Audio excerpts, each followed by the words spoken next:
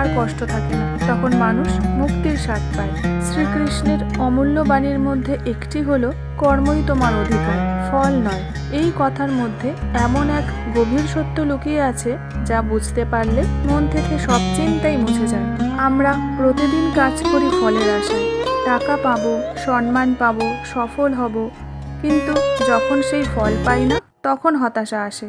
কৃষ্ণ বলেন, ফল নিয়ে ভেবো না, ফলের আশা ত্যাগ করলে মন শান্ত হয়, আর শান্ত মনই ঈশ্বরের আসন।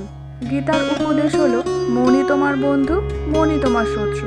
মনকে যদি নিয়ন্ত্রণ করতে পারো তবে সে তোমাকে মুক্তির পথে নিয়ে যাবে, কিন্তু মন যদি তোমাকে নিয়ন্ত্রণ করে তবে তোমাকে নিচে নামাবে। আজকের দিনে আমরা সব চাই, বড় বাড়ি, গাড়ি, চাকরি, নাম, যশ, সব কিছুই চাই, কিন্তু মনকে জয় করতে পারি না, তাই এত অশান্তি, এত দুঃখ।